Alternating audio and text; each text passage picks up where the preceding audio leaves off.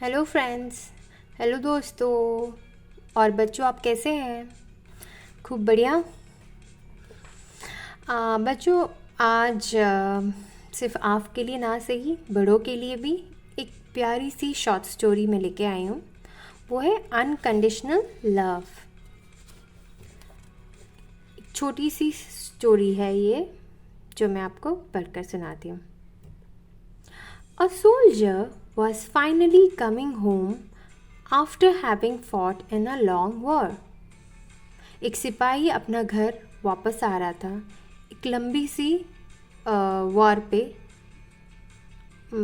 लड़ाई वॉर ख़त्म होने के बाद। He called his parents to say, Mom and Dad, I'm coming home, but I have a favor to ask. जब वो अपनी माता पिता को कॉल करके बोलता है कि मम्मी पापा, मैं घर आ रहा हूँ, पर मुझे आपसे कुछ चाहिए। I have a friend I would like to bring home with me.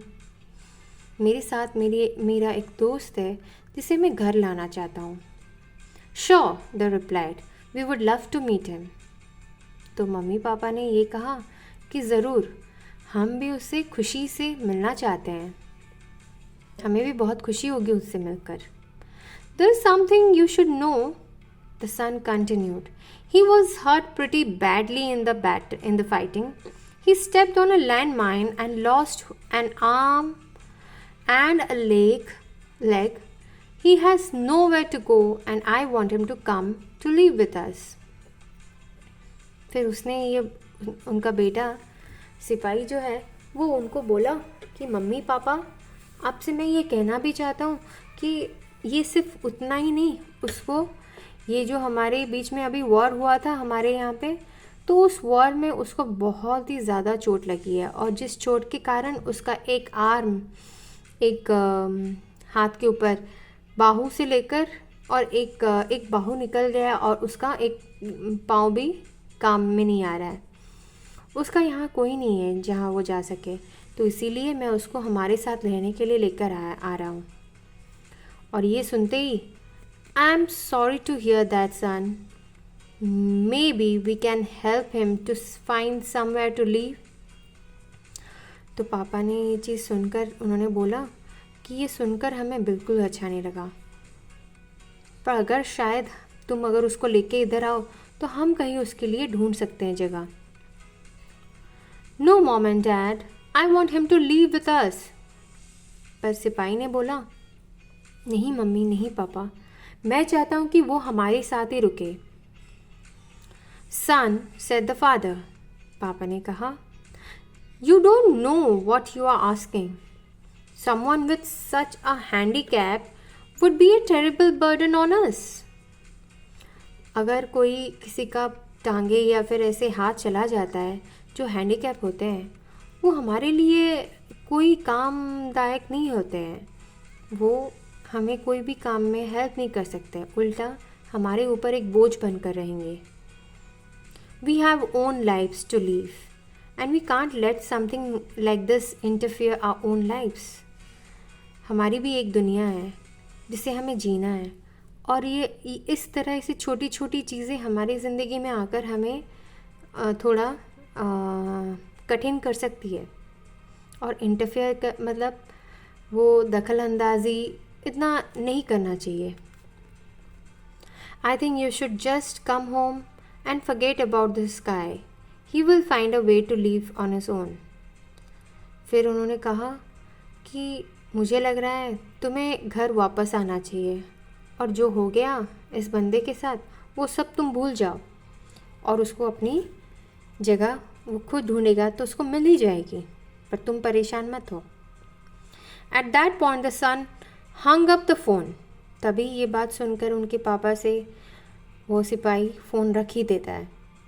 The parents heard nothing more from him.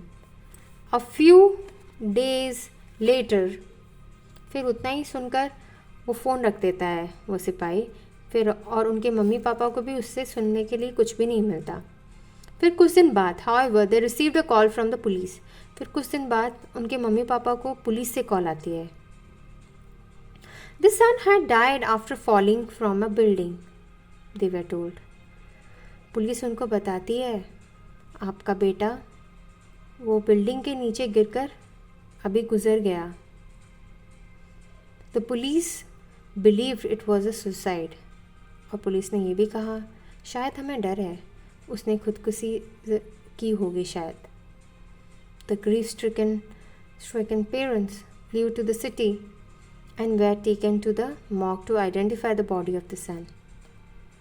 अभी इतने शौक और आश्चर्य में, दुख के चीज़ में, गम में एकदम भरपूर उनके मम्मी पापा आए और जाते ही वो मॉर्ग चले गए जहाँ पे सारे डेड बॉडीज़ रखी जाती है.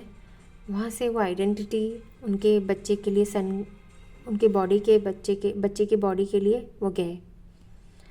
They recognized him, but to their honor, to their horror, they also discovered something they didn't know. Their son had only one arm and one leg.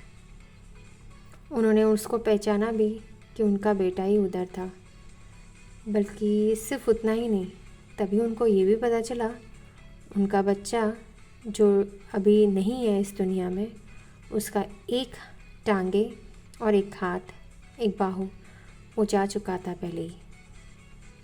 तो मोरल ऑफ द स्टोरी ये है, we have to remember to welcome and love everyone unconditionally.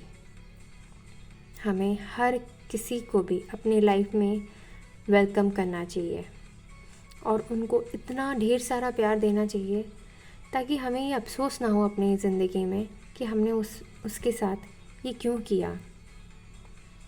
चलिए, आप मुझे ज़रूर बताइए लिखकर comment section में अगर आपको ये अच्छा लगा, और अगर नहीं भी अच्छा लगा आप मुझे बता सकते हैं.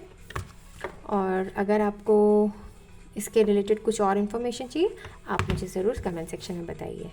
चलिए, तब तक मैं मिलती हूँ आपसे एक नई स्टोरी के साथ. Bye bye.